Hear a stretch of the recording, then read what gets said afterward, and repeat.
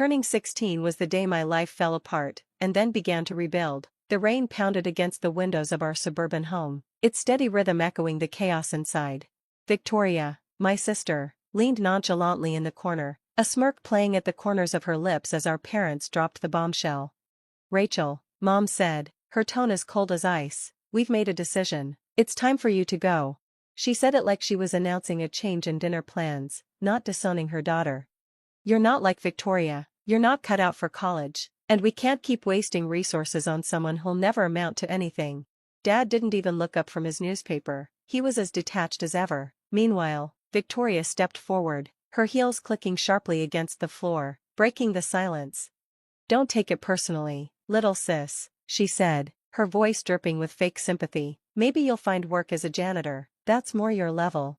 I stood frozen, gripping my backpack like it was the only thing tethering me to reality. The signs had been there for years, forgotten birthdays, endless comparisons, and Victoria always being praised while my own accomplishments went unnoticed. But this was a betrayal I couldn't have imagined.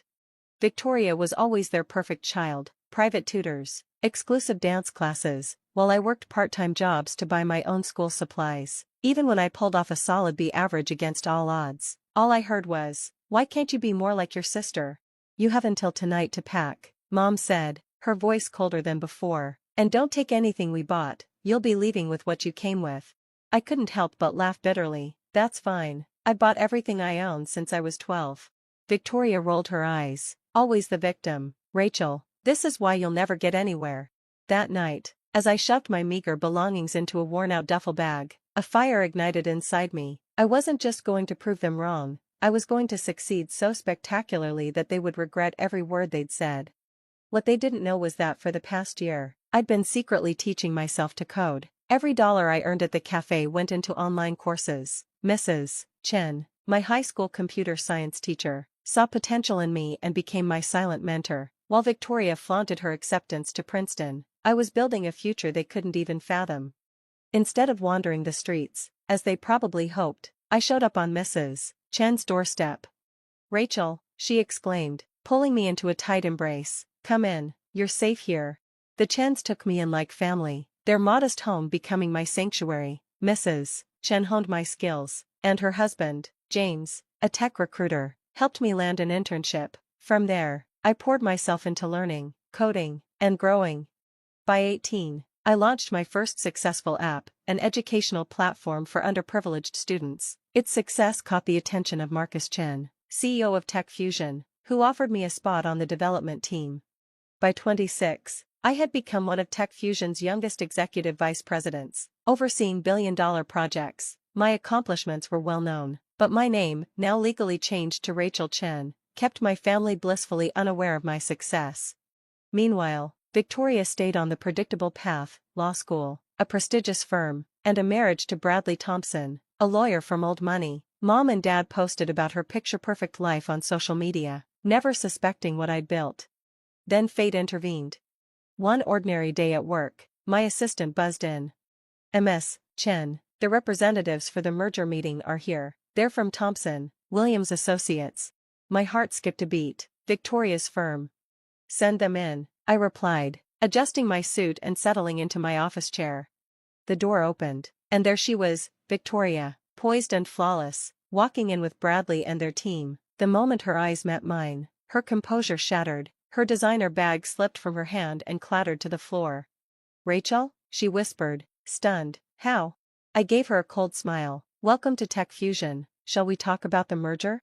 Victoria's facade cracked further as the realization sank in. The little sister she'd always looked down on was now sitting in a corner office, commanding a power she never thought I could hold. This can't be happening," she stammered. "You're not supposed to be here." I leaned back in my chair, letting the weight of my success speak for itself. "Well, Victoria," I said coolly, "I'm here, shall we begin?" Bradley cleared his throat, trying to regain his professionalism. "Miss Chen, we weren't aware of your connection to Victoria." I let the silence stretch, savoring every second of this moment.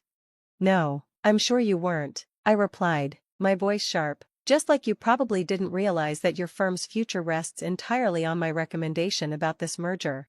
Victoria's face drained of color, her expression frozen in shock. My words hit her like a ton of bricks. 10 years ago, she'd laughed as our parents cast me out. Now, the life she'd built on superiority and control was hanging by a thread, and I was the one holding the scissors.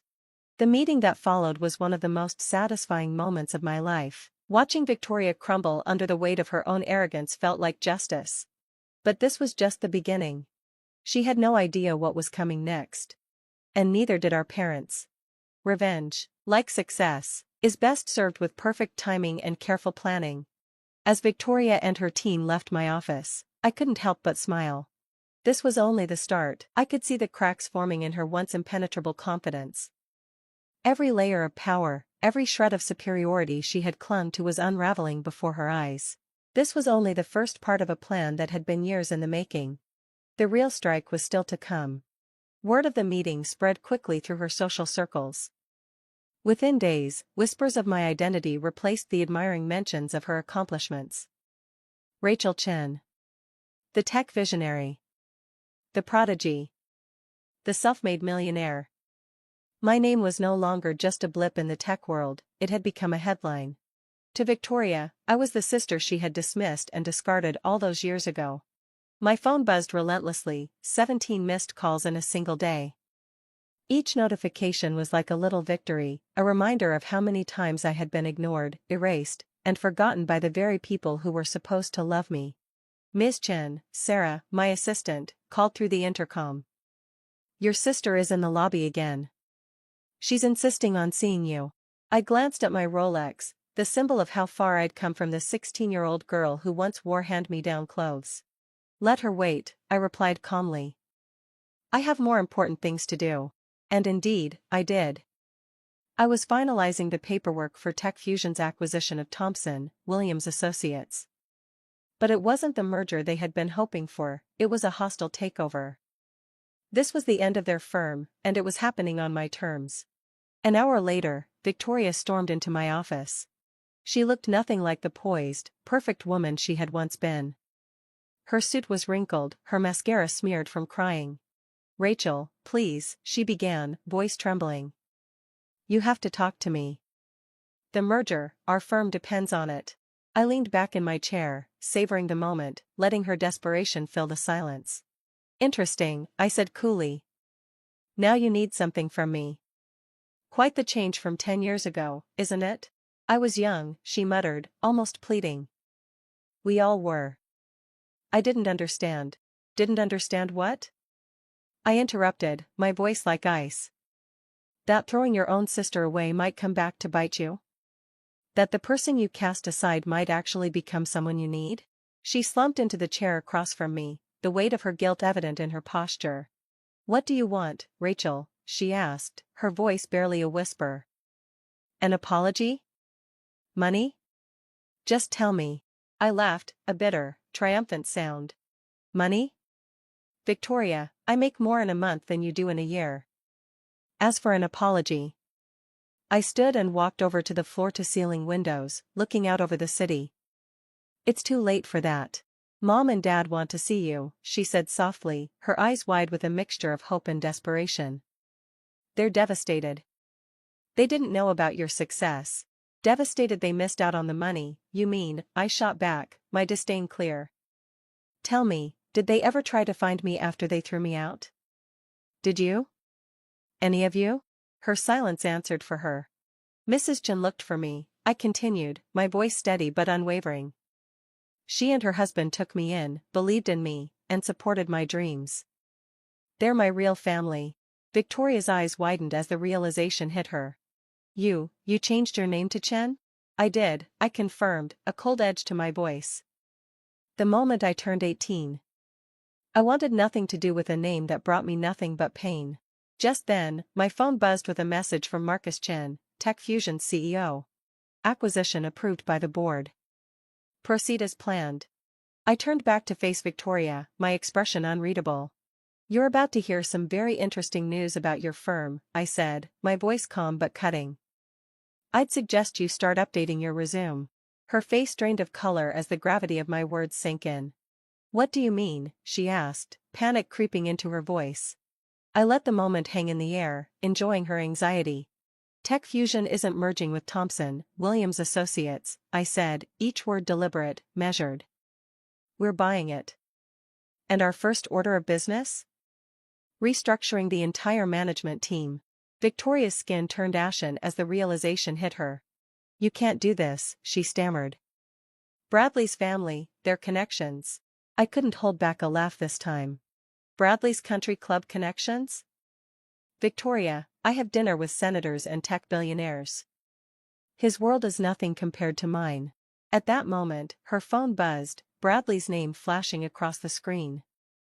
The news was already spreading. This isn't just about me, she pleaded, her voice cracking. Think about the employees, their families. Don't lecture me about caring for others, I snapped, my patience running thin. Unlike our parents, I don't punish innocent people for the mistakes of others. The employees will be taken care of. But the senior partners who created that toxic culture? They're out. Victoria stood shakily, her world crumbling at her feet. Mom and Dad will be at my house tonight, she whispered, her voice barely audible. They want to make things right. I paused, considering her words. The idea of seeing them grovel was tempting, but I had a better plan. Tell them to meet me at the Capitol tomorrow night at 8, I said, my tone cold and calculating. I'll reserve a private room. After she left, I called Mrs. Chen. They took the bait, I said, satisfaction dripping from my voice. Are you sure about this, Rachel? She asked gently. Revenge can feel hollow in the end. This isn't revenge, I replied, my resolve firm. This is justice. And tomorrow, they'll finally understand what that means. The next evening, I sat in the Capitol's most exclusive dining room, the epitome of luxury.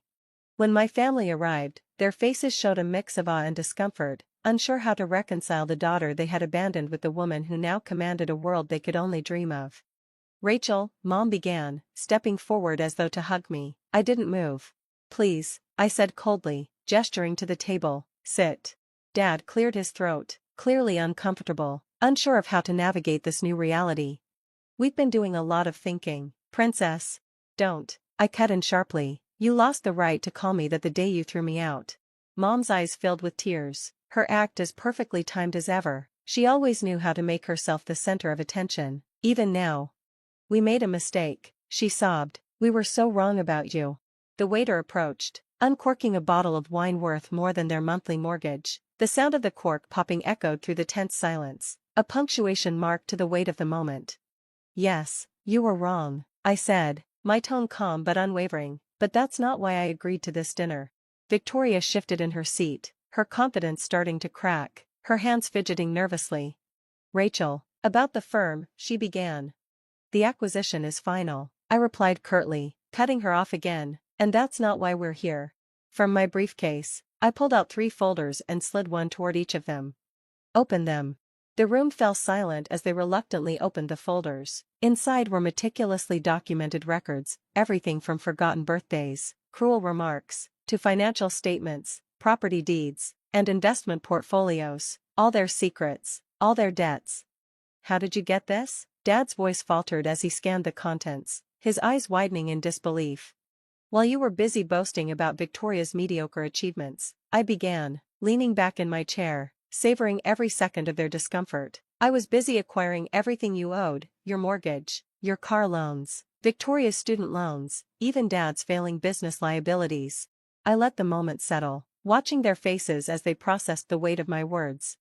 I own it all, I continued, every penny you owe is now mine. The shock was palpable, I could see the color drain from their faces, especially Mom, whose hands trembled as she gripped the folder, her perfectly manicured nails leaving indentations in the paper. Now, I said, taking a slow sip of wine, we're going to discuss terms. For the first time, they were speechless. Dad, the man who once treated me like nothing, was now a shell of the person he had been. He cleared his throat, his voice barely audible as he finally spoke. What do you want? What I want, I said, leaning forward, my voice deliberate, is for you to understand what you threw away 10 years ago, not just a daughter, but someone who could have been your greatest ally. Mom wiped at her eyes, her mascara streaking as she sniffled. We can be a family again, she whispered, her voice breaking. Please, Rachel, we'll do anything.